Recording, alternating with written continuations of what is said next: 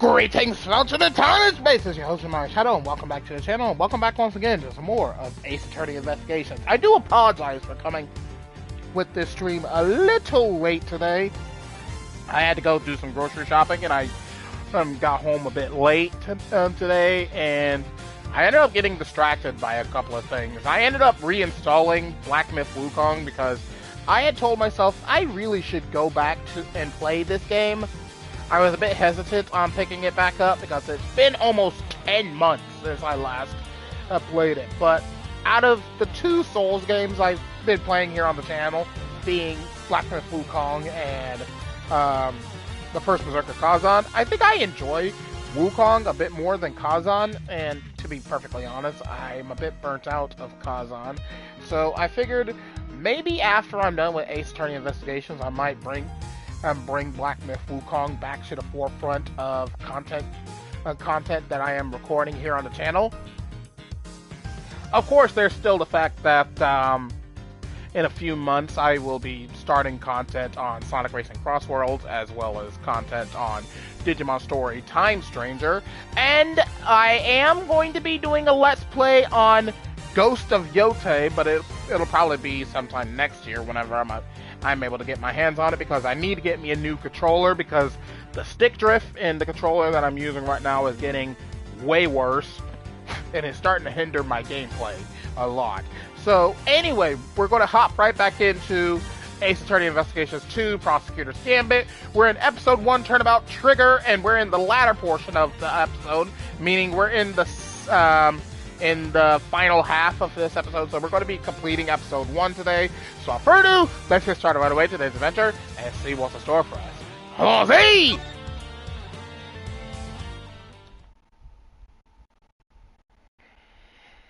With the death of Bastion Rook and the revelation that Shelley the Killer was in our midst, the case had taken a turn we could have never predicted. Mr. Knight ordered that the door to the presidential plane be opened, and the emergency personnel attending to Mr. Rook's body were asked to leave. With the scene cleared, we stepped cautiously aboard.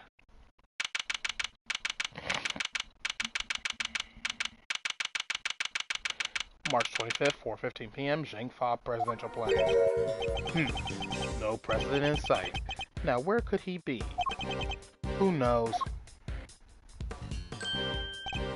So he's hiding behind the bulkhead door over there, is he? As courageous in the face of danger as ever. Ha! Sorry to disappoint, but did you seriously expect him to be standing here waiting to meet his assassin?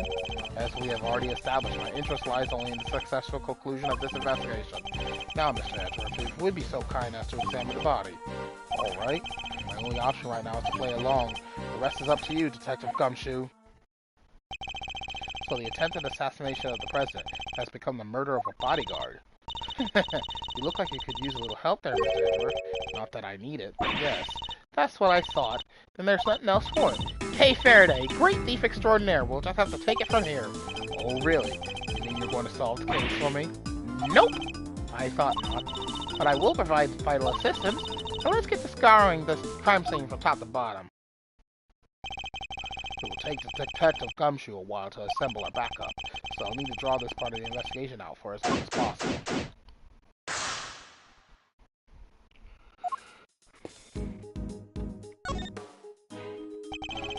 I must scour the scene and inspect anything that catches my attention. The bullet seems to have entered just under his armpit and went clean through his body. He was hit in an area his bulletproof vest didn't cover. Like it was on purpose or something, huh? The cause of death would appear to be loss of blood. Attempts were made to staunch it, but to no avail. The victim bled to death from a gunshot wound to the torso. The bullet passed clean through his body. The medics must have been brought in to try and save him. Sadly, it was too little too late.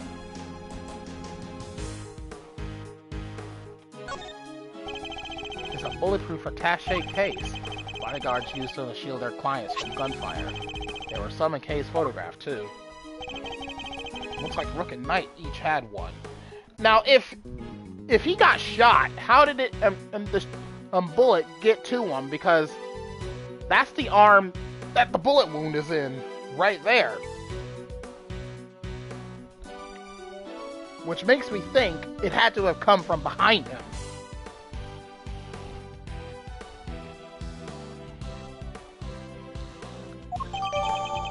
Designed to provide protection from gunfire, Knight and Rook were each issued one. Oh hey, that's the photo I snatched! You can hardly steal a photo at a public event, Kay. But I'm snatching up a moment in time with every picture I take, you know? I take it snatch is your new favorite word? Maybe. Alright, let's take a look-see at his gun. So the victim was also carrying a revolver. It looks like he was trying to use it. He probably drew it on instinct when he felt threatened. We should check to see if he managed to fire any rounds off. All there, and no other signs of the weapon having been used. Was this one on loan from Shangfa too? Yep, sure was. We're always issued with the same model gun.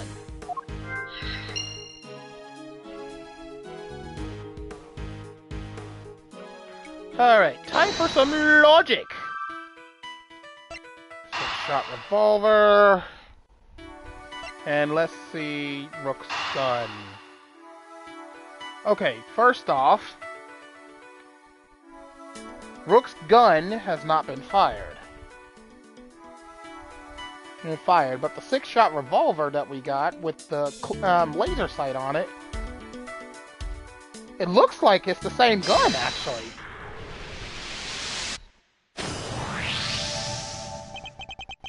The two guns are exactly the same, meaning it's likely the one we found is also from Shangfa. The bodyguards all got their guns from the Shangfa authorities, right? Yes. Are they, like, super rare or anything? No, I don't believe so. This model isn't exactly easy to come by in this country, but it's certainly not impossible either. Boo! And here I thought they might be valuable treasures. Yes, it is something of a shame. Whoa, I just mentioned treasures and you actually responded for once. I only mean to point out that if the guns were rarer, it would be much easier to trace them, which would have made them treasures of the evidence variety, I suppose. Ha! See? Everything's a treasure hunt one way or another, including this investigation. You could say that. Alright then, it's treasure hunting time. On with the investigation. She certainly seems a lot more enthusiastic all of a sudden.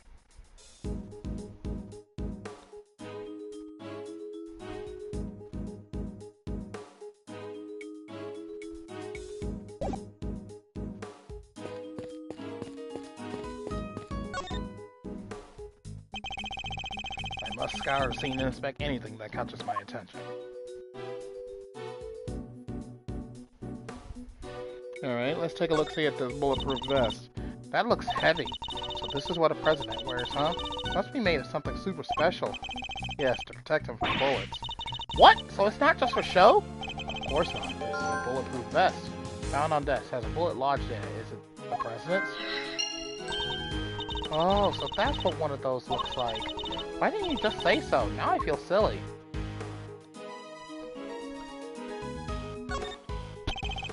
Documents of some kind. We could always steal a glance. Another security plan.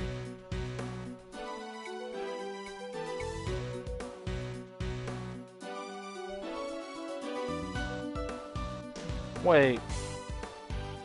Yeah, they're in the wrong spot.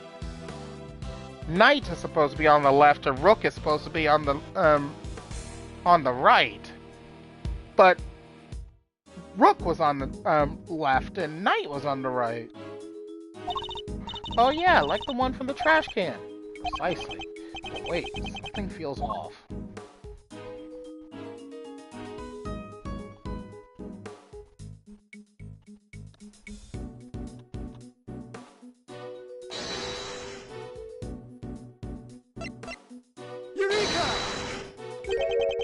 The two plans are different. Was the security detail reorganized at some point? Huh? Oh, you're right! Yeah, we made some last-minute changes yesterday. President's orders. Why the urgency? Because of what happened the day before. D. Killer here tried to take him down. He infiltrated the security detail, posed as one of us. Rook figured it out first, but not before the guy got within striking distance of the president. If our leader hadn't stepped in just then, we'd all have been out of a job. But we made it, and our friend here wound up with a seriously twisted arm. Rook put a bullet in it for good measure, too. And where were you while this was happening? You were the first one I overpowered, were you not? Ooh, that's embarrassing! Shut up, kid! Ah, now I get it. Your neck has barely begun to heal, and you've already forgotten who I am. I'm disappointed. What? It's you! Busted up my neck so bad I couldn't even look to my right. I was somewhat astonished to have sustained an injury at all. A testament to Mr. Rook's skill. He was truly a master of his craft. Unlike a certain other someone I mentioned. I'm just as good as he ever was. You are a pawn to his queen, my young friend. What the heck do you know? So that's why you remembered Mr. Rook's name? You admired his skills as a bodyguard? Indeed. When I was serving on the team, I learned the names of all the operatives, but his in particular stayed with me. He joined the very short list of those who have ever successfully wounded me. So that's the connection he was talking about. And that's why we changed up the security plan. Had to be sure there weren't any more assassins in the ranks. The president didn't want anybody on stage he didn't trust, and he only trusts two people, me and Rook.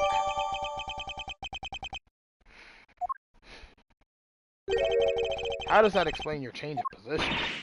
Oh yeah, he switched over to the right-hand side. I told you, I can't turn my neck to the right. Could only cover the president's left side. So I wound up moving to the right side of the stage.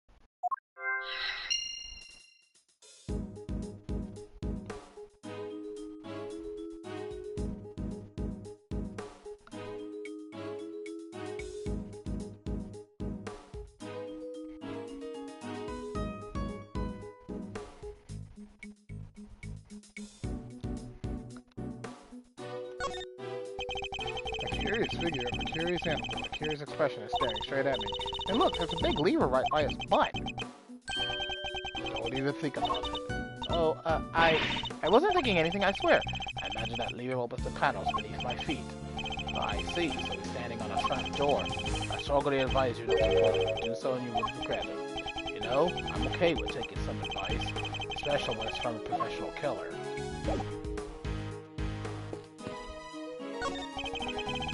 Bank of monitors displaying camera feeds from in and around the plane.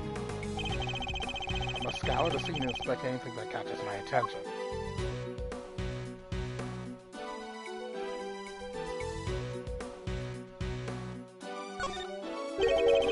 What is this? Oh, that is his favorite plushie. It's a memento of something. Anyway, don't touch. But if that's the case, then why has it been left up there like nobody cares about it? Yeah, that is pretty weird. It certainly wouldn't be the first place I would think to display a beloved item. Wait, are those shards of glass underneath it? I thought something seemed strange about this cubbyhole, but now I'm sure of it. There was almost certainly another monitor here.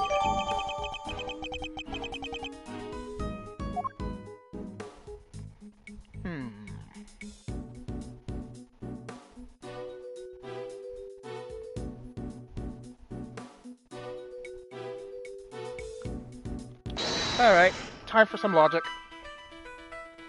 So, bulletproof vest and bulletproof body, that's definitely gotta connect with each other, yeah?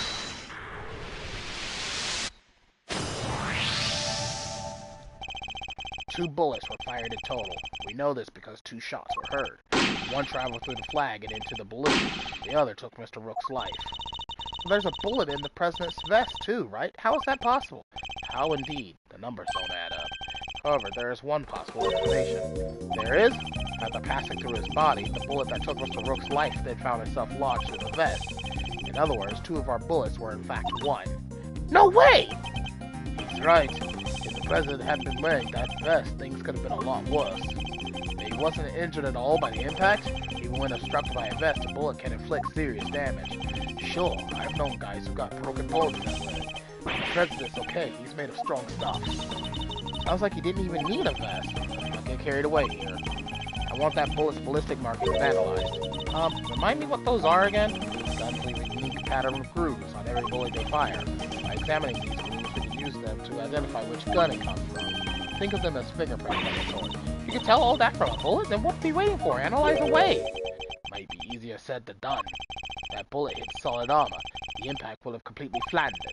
You'll be lucky if there's anything left for forensics to find. What? But I was all set for some analyzing.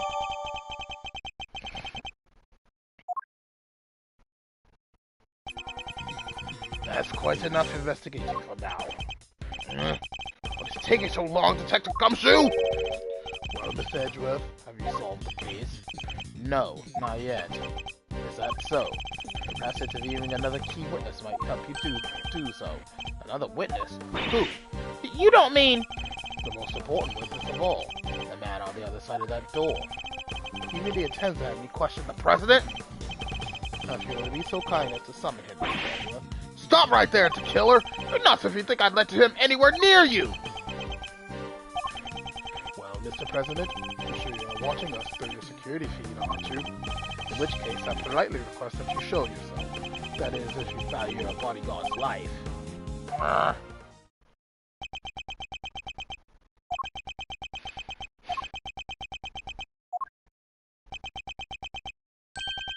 Well then, if nothing else, we now know what kind of a man you really are. Mr. President! So stop! You can't do this! Let's all just calm down, alright? Come on, Detective, where the blazes are you? The lights! What's happening? Listen well, Mr. Edgeworth. I would advise you to stay very still. It seems I will not be granted my audience with the President after all, even with Mr. Knight's life as my bargaining chip. No, stop! Kay! You won't get away with this, the killer! Hey, seen enough, and now I know the truth. Where are you? Where did you go? I leave the rest in your capable hands, Mr. Edgeworth.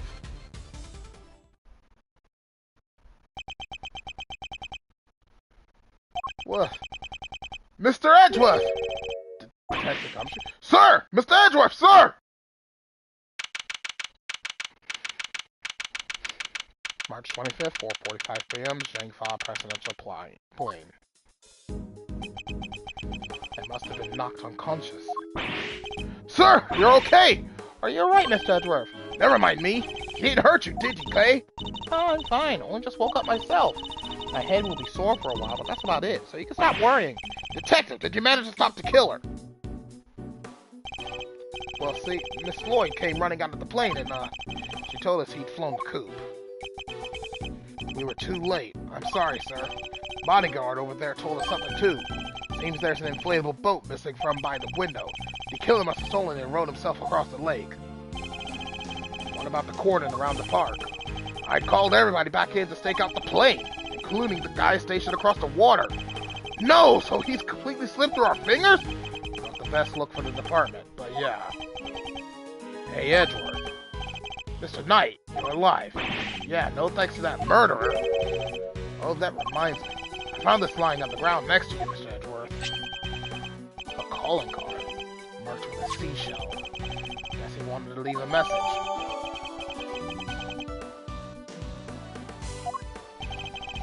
The killer usually leaves these next to the bodies of his victims. But you're not dead, sir. But I could have been. Maybe that's the message. I can't stop thinking about his parting words. I have seen enough, and now I know the truth. I leave the rest in your capable hands, Mr. Edgeworth. And now I know the truth. The truth about what? Roger that. All clear out here, sir. Over. What's going on? That was the president. He's coming out. Now?!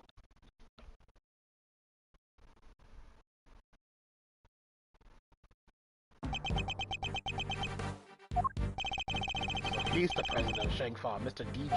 Jun Wang. And you are? It's an honor to meet you, Mr. President. My name is Miles Edgeworth. The honor is all mine, Mr. Edgeworth. I am Jun Wang. Your efforts on behalf of Zhengfa have not gone unnoticed. You averted something of a crisis. You must be referring to the Yatakarase case. Thank you, sir, but all I did was solve a few local cases of murder. You are too humble. I have been observing your investigation. You are an impressive operator, Mr. Edgeworth. Even if the killer did get away. That's very kind of you to say. So he was watching through his security feed.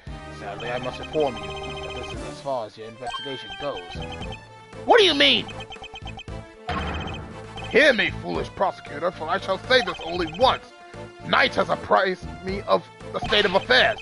And from this point forward, the case will be handled by Zhengfa's police force. The finest in the world. With the killer out of the picture, they're still looking to get me thrown off the case? What do you think you're doing, pal? Nobody talks to Mr. Edgeworth like that. If it hadn't been for him, the killer would have... Detective! Forgive him, Mr. President. I must confess to being somewhat confused. I fail to see how or why this case falls within Shang-Fa's jurisdiction. You fail to see? Enough, puny prosecutor! You seek explanations from a head of state? I say no! 1,000 times no! I will not explain myself to you. Hand over the evidence you have gathered and remove yourselves from this plane. I do as he says if I were you, Edgeworth. This can't really be the end of the line, can it?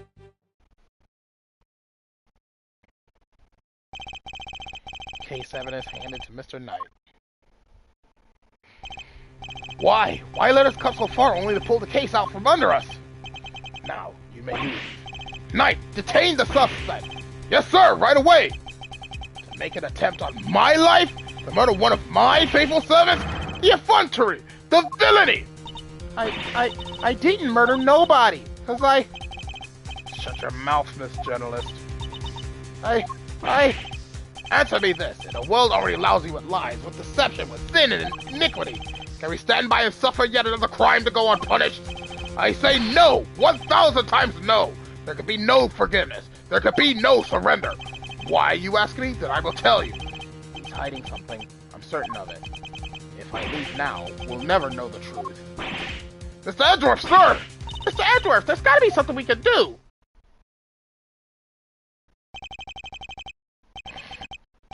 Think, Miles. Remember, how many times have you faced situations like this in the courtroom? You've confronted the lies of witnesses, and countered the arguments of other lawyers. Has the critical evidence always been laid at your feet? No. And yet you always got to the truth of the situation in the end. With your greatest weapon of all, your words.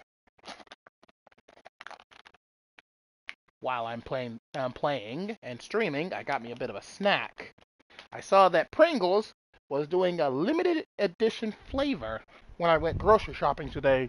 They have beer can chicken flavored chips.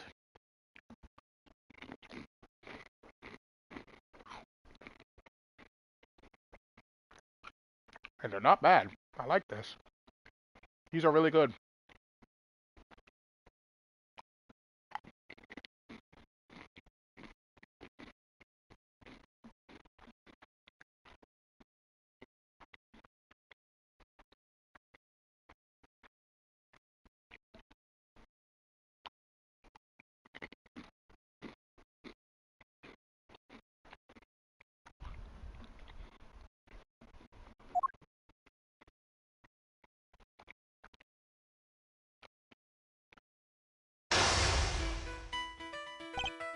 Now, let us analyze the state of play. Be gone, puny prosecutor, or do you dare defy the direct order of a president? He's not going to listen. He clearly means to drown out any objection by means of pure rhetorical force. When an opponent is on the offensive, the best thing I can do is bide my time to wait for an opening. As he said himself, he's a head of state, a seasoned politician. He won't open himself up to attack easily. I can't let him bully me into submission. Stay calm and alert. If I can read his movements and expressions correctly, I may be able to find my moment. My first aim should be to find out why is he insisting on Shang-Fa taking over the case. The board is set. Time to make my opening gambit. Time for some mind chess! So who will take over the case? Please, about the case. Did I give you permission to speak? No! 1,000 times no!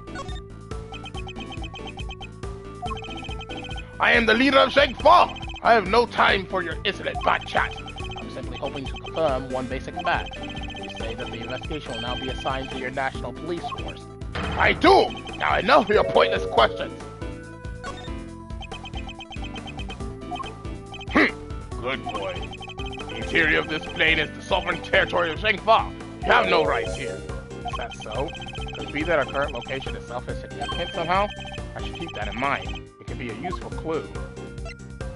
Explain to me why I'm off the case. But at least explain to me why I'm off the case. Imbecile! Cease your insolent jabbering!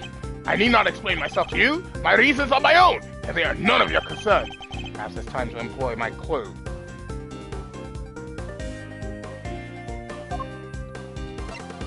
Are they related to our current location?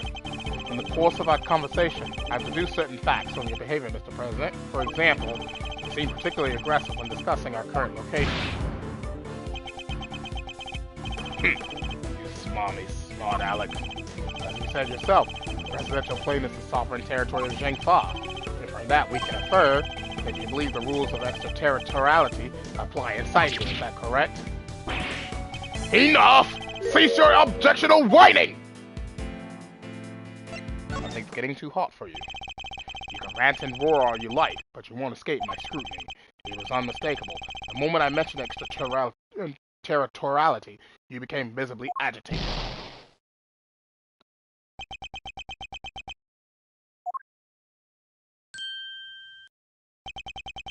You think you're clever, don't you? Let me answer your little question. It's true! Extraterritoriality applies! Your laws mean nothing here. And why does that matter, you ask?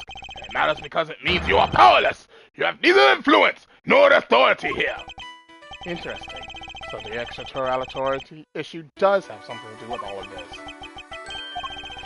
Let's dig a little deeper into the claim that the plane is sovereign territory, shall we?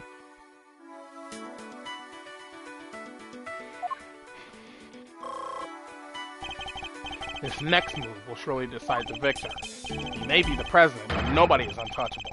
I just have to find the right angle of attack. You've overplayed your hand. Surely you see that you have overplayed your hand. Nobody asked for your opinion! You need only obey me, nothing else!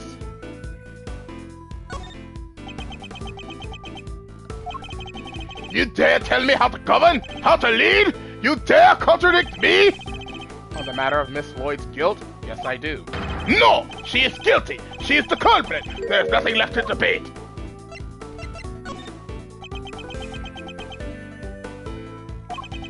Who else could have fired from outside the plane? There's no other viable suspect! Fascinating. So he's claiming that Miss Lloyd fired at him from outside the plane. This could be a vital clue. Does that rule really apply here? You believe that extraterritoriality applies here, but can you prove it? Do you even understand what you are asking? Of course. If I didn't, I wouldn't ask it. Have you no shame? Calling into question the good word of one such as myself? I'm gonna bide my time. I have no more time for this. You clearly cannot be saved from your own foolishness. You needn't worry about me. I'm not the one who needs saving. That would be Miss Lloyd, the woman who is being wrongfully accused of this crime. Your chivalry is admirable, but it changes nothing. The right to extraterritoriality cannot be denied. This is Zhengfa! Time to deploy my clue. She fired at you from outside the plane? I may not be able to call the extraterritoriality of the presidential plane into doubt. However, according to you, she shot at you from outside the aircraft, correct? In which case, extraterritoriality could not possibly apply in this case. Your assertion is entirely without merit, and the detainment of Miss Lloyd cannot be justified. How could I have bested by a mere prosecutor? But I am the president! The president! Checkmate.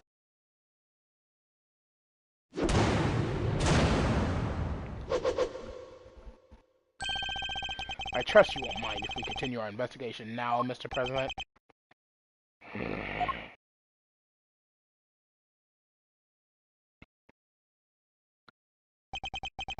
I hereby officially and unreservedly confirm my approval. Consider it a gesture of the magnanimity and generosity for which my good office is known. Yes, for without noble acts such as these, unmistakably and irrefutably, for which reason we hereby, there can be no other outcome, for our goals are lofty and our is he? Sir, speak! People of Zhengfa, I swear to you here and now, this investigation will continue. All that when he could have just said, okay, you got me? Mr. Knight, if you would care to return the evidence. Take it. We did it, Mr. Edgeworth! We sure did. Now the investigation can continue. Whatever. Enjoy your pocketful of pawns. I'll be over here enjoying how you put them into play. You will definitely enjoy my next move. Mr. President, one more favor if you would be so kind. What is it? Could you please give us your testimony concerning the incident itself? Now you want me to testify. Whoa, that's your next move? If you want the president to testify, you'll have to take him to court. All in good time, Mr. Knight. He will get his day in court soon enough. And if a person of interest refuses to cooperate at the investigative stage of the process, they are obliged to provide detailed justification as to their reasons for doing so. But that's... What's the matter? Is there something you'd rather we didn't know? Stand down, Knight. I'll do as the prosecutor asks. Thank you for your cooperation. Now listen, and listen well!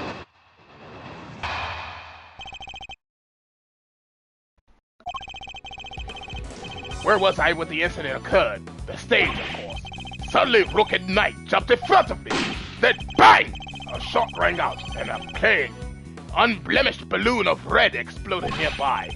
Not hesitating for an instant, my bodyguards tried to escort me back to the safety of the plane. And then, the second shot. The bullet went right through Rook and launched itself in the bulletproof vest I was wearing. I guess if you look at it in one way, the president is also a victim here. Yes, the victim of an attempted assassination. Rook was simply in the wrong place at the wrong time. And that makes it even weirder. Why would the target of a crime try to obstruct the investigation? I guess is that there's something behind all this that he doesn't want made public. A cover-up, huh? I knew there was more to this case than meets the eye. And the president is the only one who knows the truth.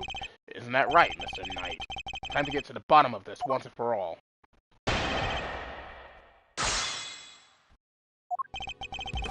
Where was I when the incident occurred? The stage, of course. Suddenly, Rook Knight jumped in front of me. Then bang! A shot rang out, and a plain, unblemished balloon of red exploded nearby. That's a lie, because that's the Steel Samurai balloon!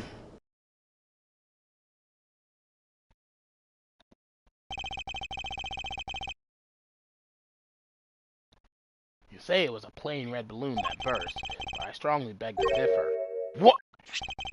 Take a look at this. I think you'd agree that it's hot and plain, wouldn't you? No! What? Who is that? Mr. President, meet the Steel Samurai. Would have hoped you might recognize him, especially if you were hoping to ingratiate yourself with the people of this country. Yeah, you need to watch the Jammin' Ninja too. He's amazing. So you see, the balloon that was struck by the bullet was anything but plain. It was in fact of the Steel Samurai. Briefing mentioned two red balloons. And there they are, right on the security plot. They do look pretty plain, don't they? Just simple round balloons. Knight, what is the meaning of this? Explain yourself. Yes, Mr. President. It seems the Steel Samurai balloon was borrowed at the last minute, sir.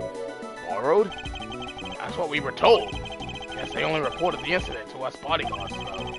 Seems there was a little trouble here on site last night. One of the original balloons burst somehow. So he swapped it in as an emergency replacement? Yeah, one of the stall holders happened to have it. From what I hear, he was more than willing to lend it out. A very happy-go-lucky kind of guy, they said. A happy-go-lucky stall holder with a Steel Samurai balloon to spare. Huh.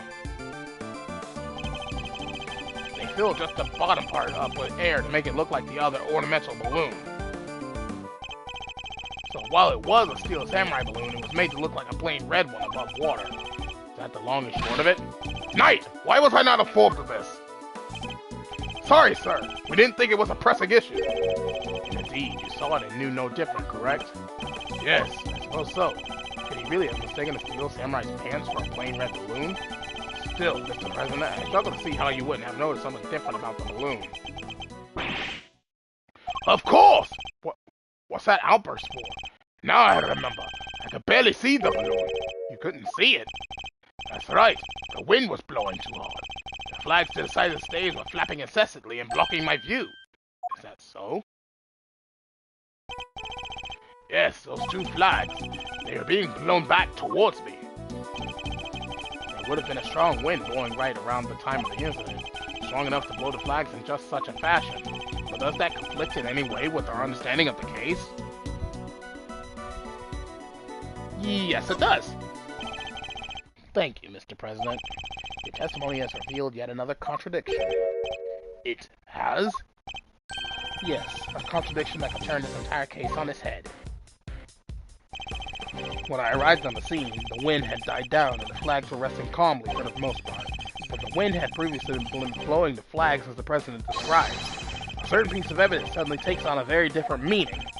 Which piece of evidence contradicts the stated conditions of the stage at the time of the incident? It would be the bullet trajectory, yeah? Because if the bullet hit the balloon and it went through the flag before then, it would have been facing direction of the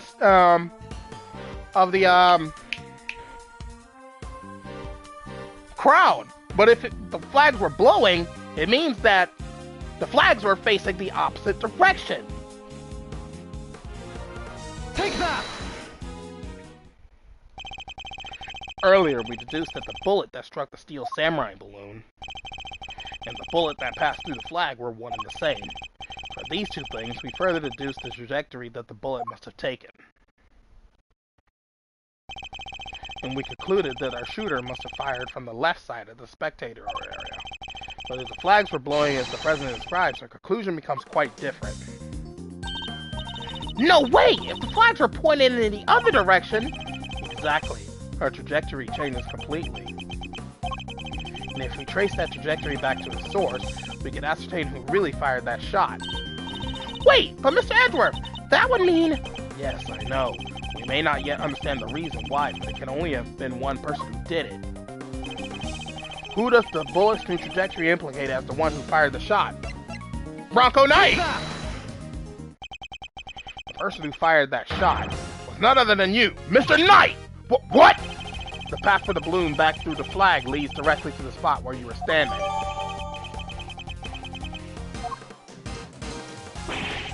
But the guy's one of the president's bodyguards! Why the heck would he go around shooting balloons? This is absurd. What exactly are you trying to imply? That Mr. Knight, a man who has saved my life countless times, is my would-be assassin? Seriously, Edgeworth, we put up with a lot from you, but this... We're President Wang's bodyguards. We're the, Wang's bodyguards. We're the pieces put on the board to protect the king. I'll handle this, Knight. Sorry, sir. Mr. Edgeworth, the wind was indeed blowing quite fiercely around the time of my speech. But the wind can pick up and die away in an instant, can it not? Therefore, I need proof. Proof that it was blowing hard enough to lift the flag during that crucial moment. The first shot was fired right around the time the president raised his fist. There's a piece of evidence that shows just that. Perhaps it can also show us what was happening with the flag then, too.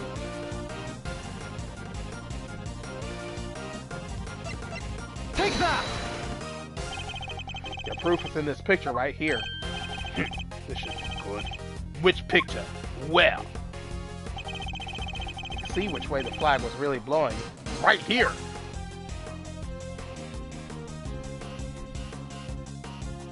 Take that! Well, do you deny that it clearly shows the flag? There we have it. Proof that it was blowing towards you at the moment of the shooting. So that means our pal over there did shoot the balloon, making him the assassin? Mr. Knight is not the assassin. He was on the stage. Mr. Knight is not the assassin. He may have shot the balloon, but the president was on the other side of him entirely. Therefore, he can't have been aiming at his boss. Yeah, besides, why would I even shoot the balloon? What would be the point? Watch how you answer. I might aim for something else next. There was a point, I'm sure of it. If I can figure out what it was, perhaps I can finally put this whole conundrum to rest. Knight definitely shot the balloon.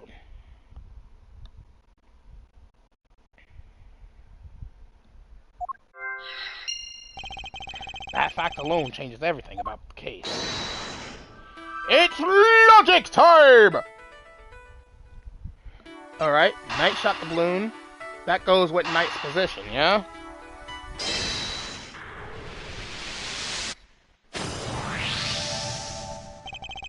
Why did Knight's assigned position change? I told you I can't turn my neck to the right. Could only cover the president's left side. So I wound up moving to the right side of the stage. But is that the only reason?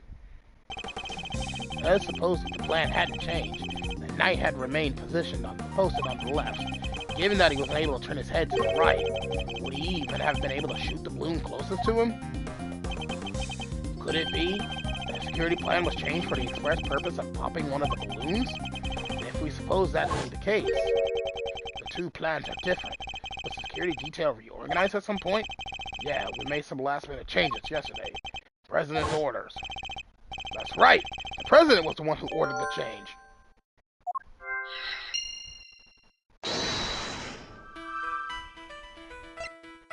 Change of plans from that assassination attempt. Last bit of logic. If I'm reading things right, the president knew in advance about the balloon shooting, which means he must have had foreknowledge he would be in someone's crosshairs today as well. If that's true, then everything else that's been bothering me falls neatly into place. How did the shooter get a gun past such heavy security? And why would they then carry out the shooting wearing such a conspicuous item of clothing? Why use a laser sight that would give away their location in an instant? And how did the president suffer no injuries at all, despite a direct hit to his vest? These are the questions that Knight and the president don't want us to consider. There's only one possible reason for Mr. Knight to have fired his gun. Create the illusion of an assassination attempt! What? Huh? Idiot. You do understand what you're saying. Oh, I understand all too well. I understand everything now. Most of all, I understand why you were so keen to take this investigation off my hands, Mr. President. You wanted your real plans to remain hidden. How dare you speak to me that way? Is this some sort of sick joke? Oh, it's no joke, I assure you. It is simply the truth, as revealed by the careful application of logic and reasoning. Nothing more. The first shot was fired by Mr. Knight with the specific intention of hitting that balloon. The sound of gunfire and the bursting of the balloon were guaranteed to cause panic. And then, he fired again. He did? Yes, he fired 2 bullets, both of which were aimed at the balloon. As for why he did so, it's because the second shot was designed to create the impression that the president had been hit. So then, what's the deal with the one in the vest? I'm willing to bet that bullet was planted there long before the shooting ever occurred.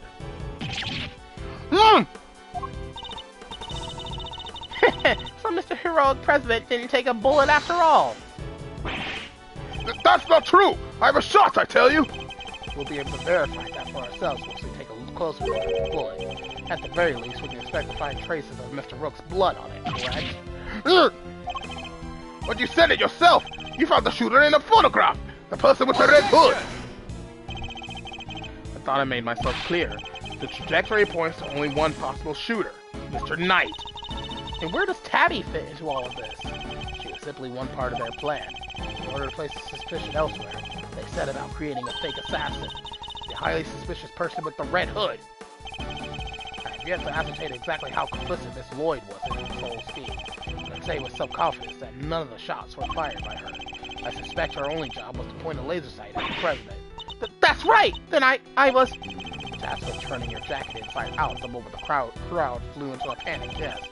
Thus making the mysterious red-hooded shooter disappear in the blink of an eye. Then when the gun and the security plan were later found in the trash can, it would have all appeared to have been the work of an assassin so skilled they could vanish into thin air. But then the case would have gone cold! Exactly what our friends here were hoping for. Makes sense now why they wanted you off the case.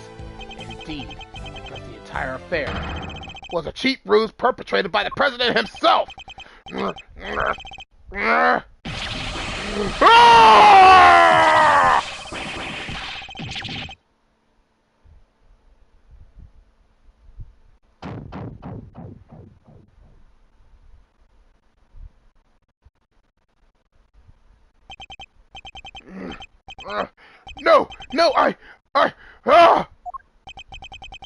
The presidential mask has well and truly slipped. Admit it, the entire assassination was a lie, wasn't it? That stupid chief prosecutor hadn't insisted on assigning you. How could I let this happen? Objection! That's enough, Edgeworth. Mr. Knight! Sorry, but I'm speaking with the president right now. Yeah, well, I'm doing my job as a knight and protecting my king.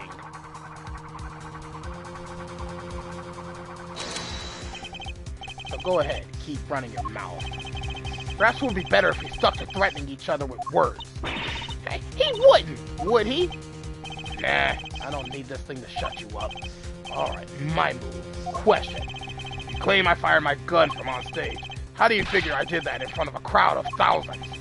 An excellent point. Time for my counter move, I suppose. You had a certain something that allowed you to conceal your actions. A certain something, huh? Mighty specific. What did Knight use to hide his actions from the crowd? Take that! My attaché case? Yes, take a look at Kay's photograph. Your right hand is completely obscured by the case. At the very moment this picture was taken, you were firing your gun, and in such a way that you wouldn't be detected. You don't like to let the facts get in the way of a good theory, do you, Edward? Shame you don't seem to have noticed. Notice what? That theories are all you have. Conjectures, nothing more. The flag was billowing in the wind at precisely the right moment. I hid my gun with my attaché case. You changed the security plan because I couldn't turn my head. It's all just speculation. Circumstantial evidence at best. You can't prove any of it. If you at least had the bullet that burst the balloon, you might have a scrap of credibility. Imagine, you could have run forensics to see if it matched my gun. But no, that bullet is at the bottom of the lake. You're gonna go dredge it up? I hate to say it, but he's right. I don't have anything concrete. I thought not. Maybe now you can shut your mouth.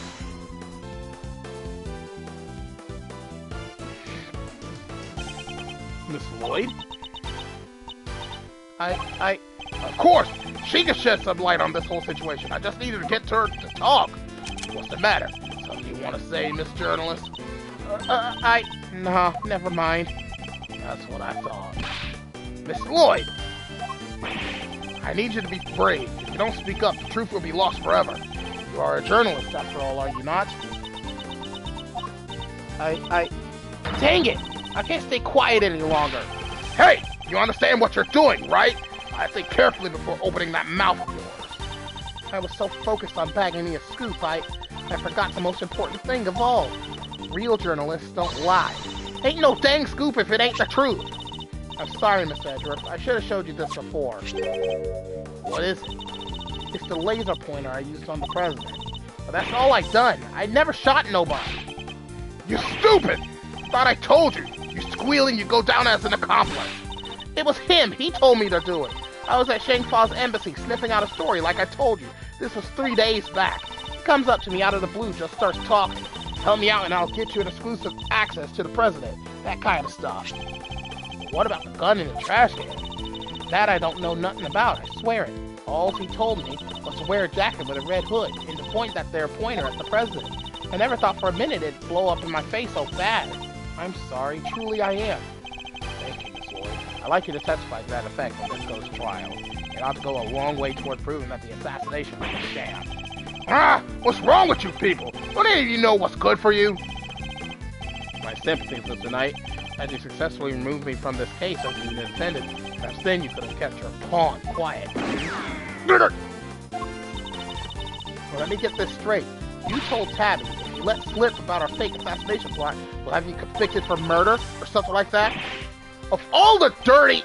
I said no such thing!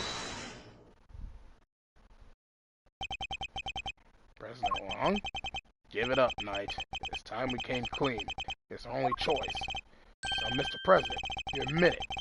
You admit that there was a plot to fake an assassination attempt? I do. I'm sorry. But why? Why do something like that? My popularity has been on the wane. Wane back home. I thought surviving an attempt on my life might give me the boost I needed. I know what we did was wrong, so yes, it was all lies. All of it! And the bullet in the vest? It was planted ahead of time. I wasn't hit by anything today. But then, what was up with the killer? My plan got out somehow. And then he just appeared, and bent on turning our fake assassination into a real one. Hence the red coat, I suppose. He hoped to get in close enough as the fake assassin to finish the job. There's one thing I don't understand, though. Oh, and what would that be? Why did Rook have to die? If the whole thing was fake, how did he wind up getting killed for real? It's true. Therein lies the real question. He was a fine bodyguard, the best of times. He may not have been a native of Shangfa, but he was someone I could fully trust. Mr. Rook must have been really something to gain the trust of someone who'd hide from his own shadow. Sounds like he was as trustworthy to the President as I am to you, huh, sir? I believe that's for me to say, Detective, not you. Mr. Rook must have known about the plan too, then, correct? He wasn't aware of any specific details, not really. I tried to inform him, but he refused. And you would have done well to listen to him. This is a tragedy. The life of a good man has been wasted. What was so great about him anyway? What's gotten into him? He was just another piece of the board there to protect you, nothing more. Mr. Knight! How could you? Who was it that actually went along with your plan, huh, Mr. President? Well, that pious coward backed down when you needed him to step up the most. I value your support too, of course, but... Look, I'm your chief bodyguard now. That's all that matters. And now that spineless fool Rook is gone, things are gonna change. Thanks to me, genius strategist, grandmaster, rightful leader of this team. You're all well aware of your ambitions, Knight. But doesn't it seem a little imprudent to you? Why? My plan this time was perfect, as they always are, and as they always will be. That's quite a statement, especially considering that your perfect plan was an abject failure. Yeah, no thanks to you, and that buffoon Rook. And how exactly was it Mr. Rook's fault? If he hadn't died, D-Killer would have never came after me. I wouldn't have had to let you on this plane. Please, Mr. Knight, you mustn't talk like that. Come on, the guy died protecting you, Mr. President. I'm sure that's just what he always wanted. But did he die protecting the President? Wait, I thought the whole assassination thing was fake. Oh, come on, do I have to say everything twice? We planned a fake assassination. Somebody else came along and tried to make it real. 2 shots were fired, remember? Like you said, Edward, one of them was the bullet I shot through that balloon. But the second, that wasn't me. Oh, really? Then who did fire it? The real assassin, and not to kill him. His plan was to come after the President with a knife. No, the most likely suspect here is the piece cowering quietly in the corner. A lily-white queen over there. What? Miss Lloyd? Again with this? I'm not your danged assassin! Is that really true? I, for one, don't believe it. The gun in the trash can. It can only belong to you.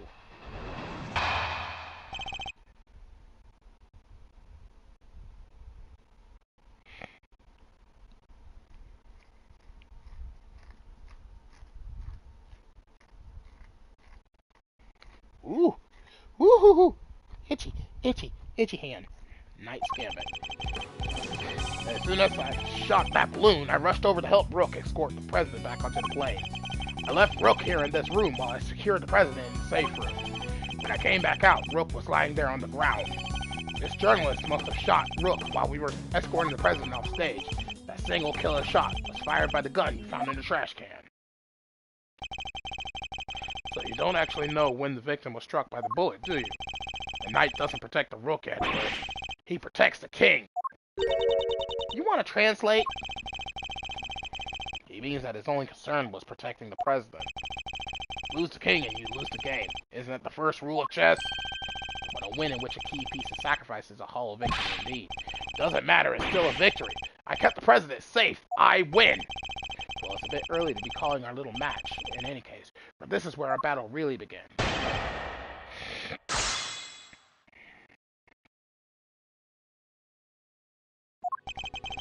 As soon as I shot that balloon, I rushed over to help Rook escort the President back onto the plane. I left Rook here in this room while I secured the President in the safe room. When I came back out, Rook was lying there on the ground. This journalist must have shot Rook while we were escorting the President off stage. That single killer shot was fired by the gun you found in the trash can. Objection!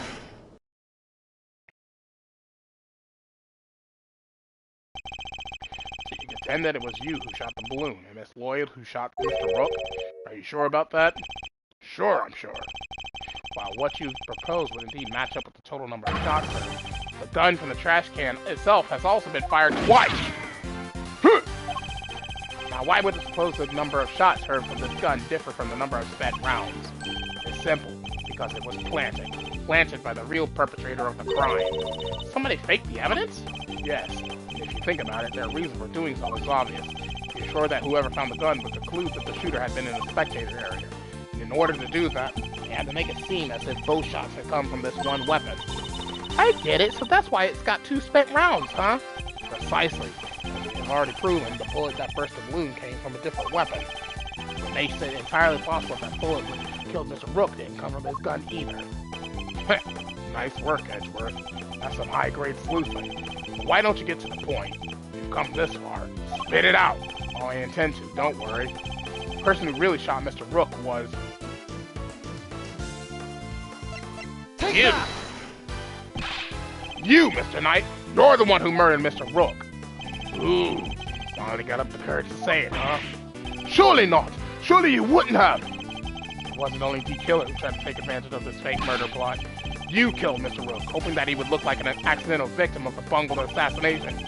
With the president locked away in the safe room and the door of the airplane tightly closed, it was just you and Mr. Rook, alone, together.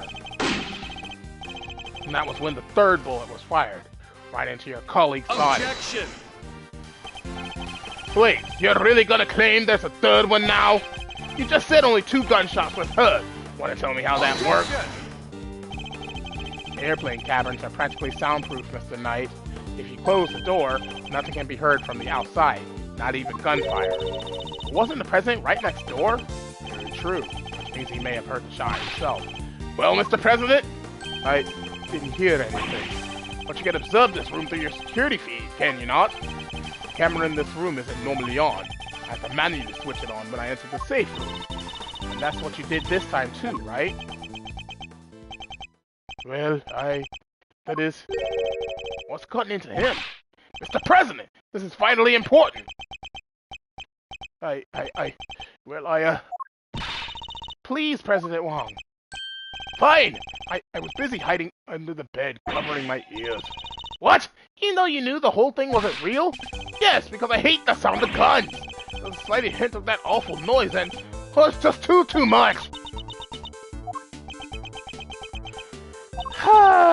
Oof, that there's sadder than a pot of overcooked crawfish. Mr. Knight, you saw that President Wong was cowering beneath the bed.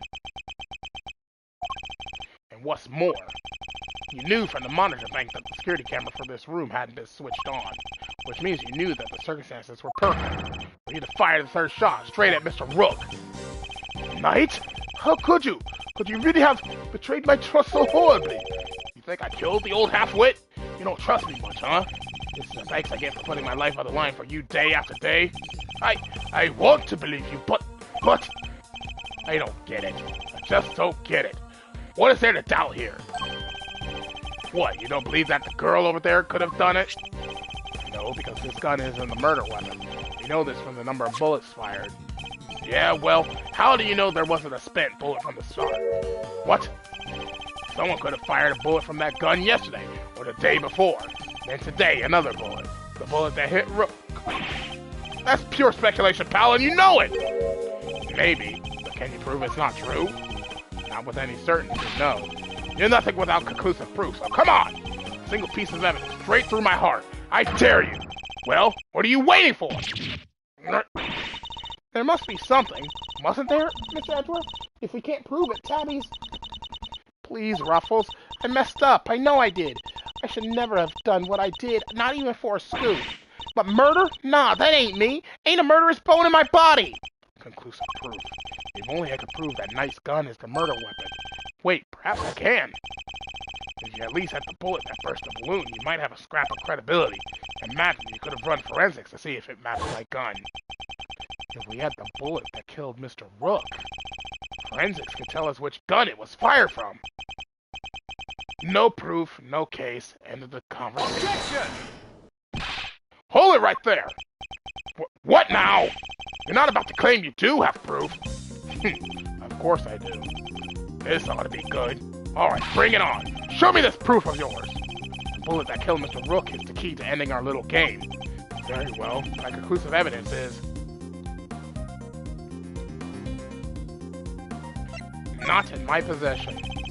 Not currently in my possession. Alright then. Thanks for playing, folks, but that's game over. However, it is here in this room. What? As we know, the bullet that killed Mr. Rook passed through his body. But where did it end its journey? Perhaps we should cast our minds back to an earlier conversation. After passing through his body, the bullet that took Mr. Rook's life then found itself lodged in the vest. He's right. If the president hadn't been wearing that vest, things could have been a lot worse. And now, of course, we know that the so-called assassination attempt was a complete fabrication. The vest was prepared in advance, made it look as if it had been hit by a bullet. Which begs the question, where is the real bullet? I like it. A twist. This is good stuff, Edgeworth. Come on then, don't keep us in suspense. Does any of the evidence point to where the bullet that killed Mr. Rook might have ended up? The security monitors, yeah? There's something very clearly missing from this room. Yes, a prosecutor with some common sense.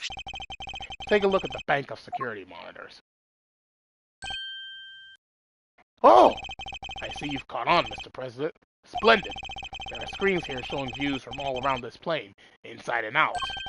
The only external angle not covered is the right-hand side of the aircraft, and that's because one of the monitors is missing. There was a monitor in that space previously, wasn't there, Mr. President? If there was, I have no idea what my plushie is doing there now, Bo. It appears to be someone's faint attempt to hide what is obviously lacking. But where did it go, and why? The why is easy enough to answer, because it was struck by a bullet. So if we were to believe that the bullet in the vest was the real deal, then anything that hinted at the existence of another bullet had to be removed. But where did the missing monitor go? Where indeed? I believe that it must be hidden somewhere on this plane. After all, there wouldn't have been time to dispose of it outside the aircraft. Detective Gumshoe, conduct the search if you would. Right away, sir! Mr. President, extraterritoriality, remember? I have no objection to the search. Please, go ahead. It will help us discover the truth behind what happened to Rook. I will not stand in your way. What are you? I don't believe this! Rook this, Rook that. Don't you ever think about anybody else? The search has been authorized, Detective, if you wouldn't mind. Sir, I found the monitor! Excellent work. Now go ahead and extract the bullet. Let's see. I'll put my hand in here and just... Come on. Got it! Well, would you look at that. Blood. This is the bullet that killed Mr. Rook. There's no doubt about it. And there you have it, Mr. Knight. Single piece of evidence you requested, straight through your heart. Even you must now admit, if this bullet didn't come from the spectator area gun, then Miss Lloyd cannot be Mr. Rook's killer. What, no pithy? Pithy comeback? Detective, have forensics analyze the bullet for striations and compare them to the gun we found. Yes, sir! We'll get the evidence you need. You can count on it!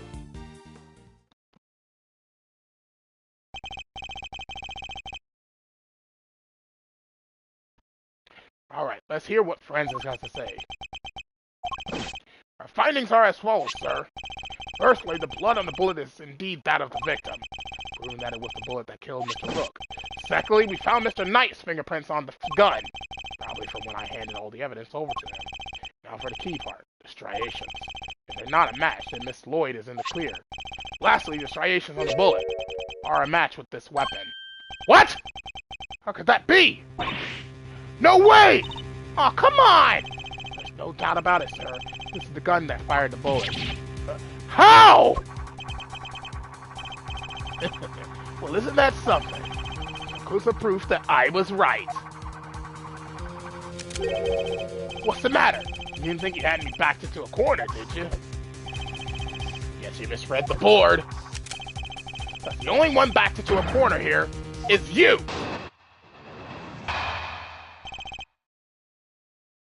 Knight's counter. There's no denying it. Forensics prove that the gun and the bullet are a match. The bullet that killed Rook was fired from the gun you found in the spectator area. So who pulled the trigger? It can't have been me. I was up on stage, which leaves your little friend. The hat killed Rook. She's the murderer, and you just proved it. Your move, Edgeworth. But just remember two things. One, where you found that gun, and two, which gun the fatal bullet came from. Whichever way you look at it, I can't have been the shooter. How did it come to this? Me and the president, we admitted to faking the assassination attempt. Now it's your turn to admit something. Who the killer really is. There's no way Tabby did it, is there? Don't let him get to you, Kay. Just need to go over his statements again. There must be something further we can deduce from them. Okay, let's do this, Mr. Edgeworth. There's no denying it. Forensics prove that the gun and the bullet are a match. Hold it! No, that... Objection! What was it you said? That forensics would back you up? How does it feel to be shot in the chest by your own conclusive proof, huh? Not so good, I imagine. The bullet and the gun are a match, Mr. Edgeworth. That kind of has to mean that Tabby pulled the trigger, no? So I simply cannot accept it. Well, sir, there's no denying the evidence! There isn't. So what am I missing? If I assume that Floyd is innocent, the gun and the bullet shouldn't be a match. What is it, Kay? I was just thinking, if the evidence points to something that doesn't seem possible, then maybe there's something wrong with it. You're asking me to call the evidence into question? Well, there's no way Tabby did this, right? So if the evidence says that she did, then the problem must lie there. You seem very sure about this. Call it my great thief's intuition. Intuition? Huh. Still, she could be right. I simply don't believe Miss Lloyd to be a malicious liar, which means... As someone who believes that evidence is everything in court, the irony is not lost on me, but if I were to call a piece of evidence into question, it would have to be the gun itself, yeah? If something untoward is going on here, it would have to involve the weapon, not the bullet. After all, we only just recovered the bullet a little while ago. Furthermore, we know that Mr. Knight had an opportunity to handle a gun. Now hand over the evidence you have gathered, and remove yourselves from this plane. I do as he says if I were you, Edgeworth. This can't really be the end of the line, can it? Indeed, he had ample opportunity. There's no doubt that this gun is the weapon that was used in the crime, which means it must belong to...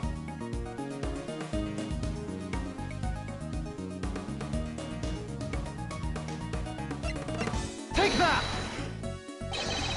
The gun belongs to Mr. Knight! He switched them around!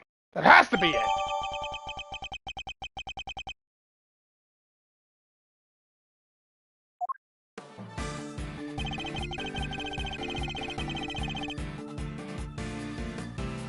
The bullet that killed Rook was fired from the gun you found in the spectator area.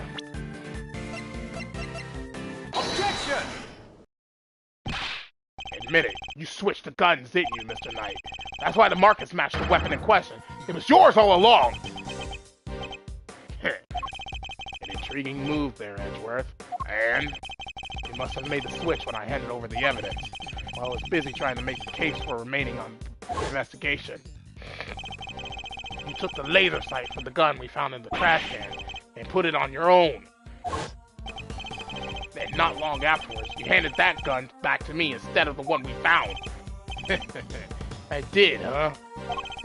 You think I somehow knew you'd find, let alone run, forensics on that bullet sometime in the future? Is that so strange? You're a chess player, after all. A man well used to thinking several moves ahead.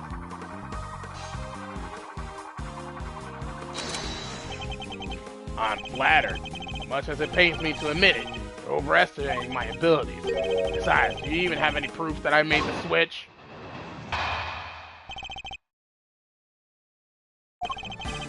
The gun is the same model as mine. Weird, sure, but it's just a coincidence. And look, there's a laser sight attached. Also take a look at the cylinder. 2 spent bullets. That's what we'd expect to see. So what proof do you have that I switched the original gun out for mine, huh? None, that's what. You say I'm overestimating your abilities? You surprise me. What can I say? I'm a modest guy. More modest than you, that's for sure. Everywhere except at the chessboard, that is. Well, I don't see a chessboard here, do you? Shame. Still, guess that gives you a nice excuse. I didn't mess up, I just didn't have the right evidence. I don't think I'll be the one making excuses. Rather, I didn't mess up, they just got lucky with the evidence. Will be your excuse, I'd imagine.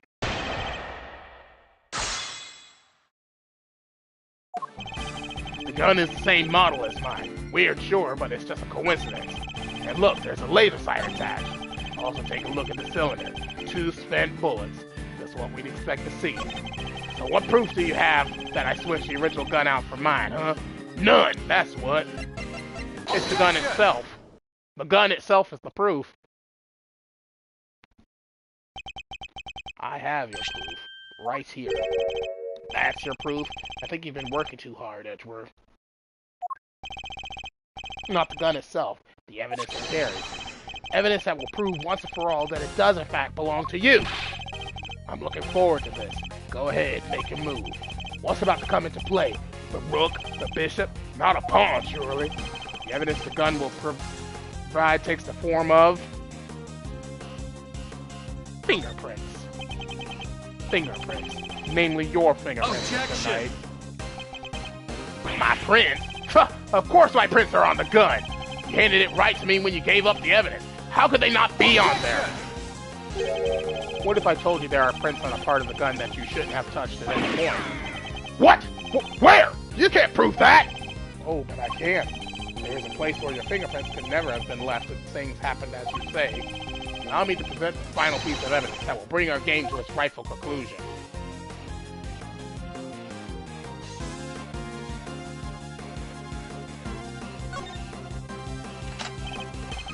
Here, look closely at the cylinder, Detective. 2 bullets fired, but where's the prints we're looking for, sir?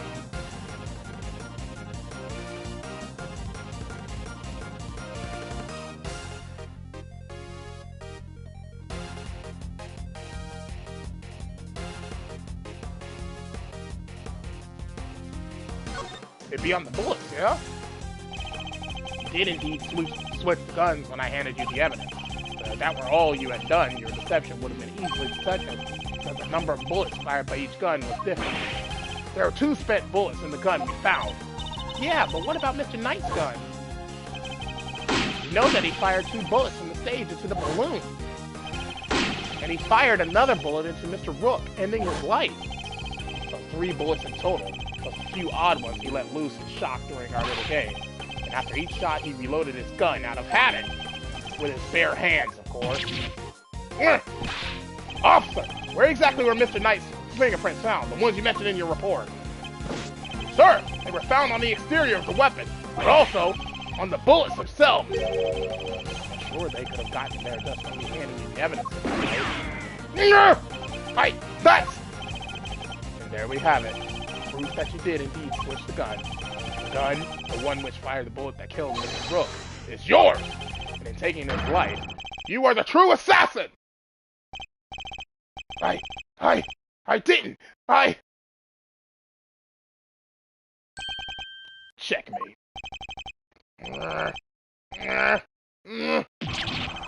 No!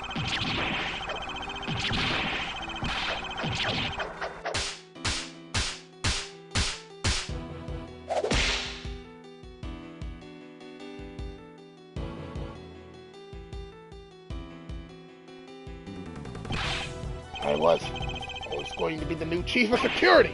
That blasted Rook. If it hadn't been for him, I would have been in charge by now.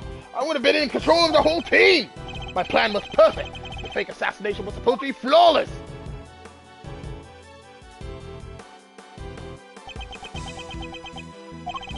Detective Gumshoe. Right away, sir. Curse you, Edgeworth! Our game isn't over yet. I'm afraid this is as far as we go for today. The next move we play will be in the courtroom. But it's not fair! It's not fair!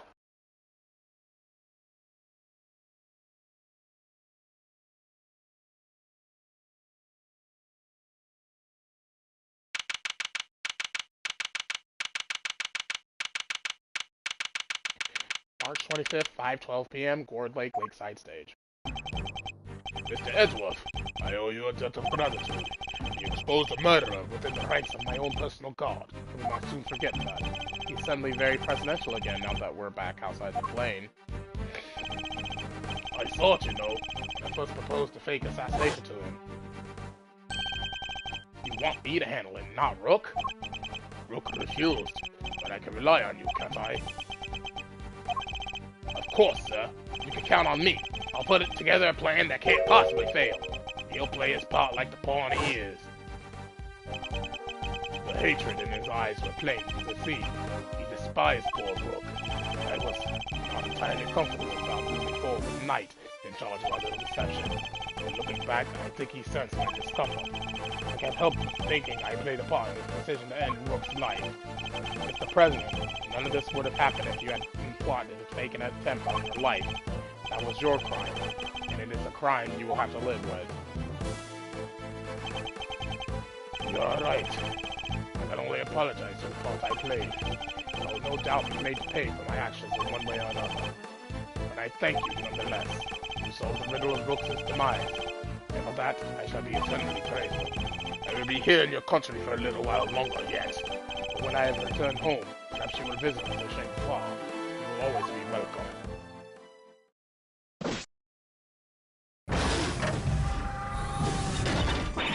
Oh, thank you, thank you, thank you, thank you, thank you! Y'all don't know how grateful I am. All's well that ends well. Miss Lloyd, the accusation of murder made against you was, of course, entirely groundless. The fact remains that you were a willing participation in a staged assassination attempt. The police will no doubt wish to speak to you about the matter. You should be aware that you may well be punished for your actions. I know, and I'm awful sorry about everything. Truly, I am. I understand your desire for a scoop, but there are limits. There sure are. I got me some serious thinking to do. You did it, Miss Edgeworth. That was something else. Local prosecutor solves assassination conundrum. Earns eternal gratitude of president. How's that for a headline? Hey, there's my department. Mr. Prosecutor, how does it feel to solve such an important case? You must be over the moon. She certainly doesn't stay down for long. No comment. Dang, you're one tight-lipped son of a gun! Well, I should be. This case is not over yet. It isn't? How come, sir? Because until we unravel the story behind this, the case will never be completely over.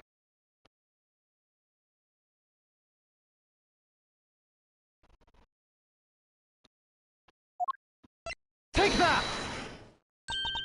The killer's calling card. Mr. Killer has yet to complete his assignment. You mean he might still try to murder the president? I hope I'm wrong, but if I'm not, this could all blow up into something more sinister yet. As one would expect with the attempted assassination of a president, the case was all over the news, and my preparations for Mr. Knight's trial were completely interrupted by requests from the press. There wasn't a person in the land who didn't know about the case. Everybody was talking about it, but in the midst of the frenzy that followed, nobody noticed that this was only the first move in a game far bigger than any of us could have imagined.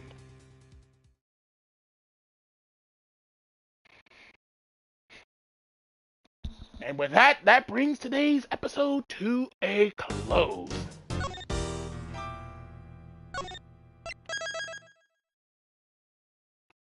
So, thank y'all for watching. In the next episode, we will be starting episode 2, The Captive Turnabout. Tomorrow, I will be returning to my Let's Play of Final Fantasy XIV Dawn Trail for the new patch that will be dropping tomorrow. So I do hope everyone's prepared for that. So, thank y'all for watching, and as always, this is your host, TheAmariaShadow, saying along, see, and I'll see you for the next adventure.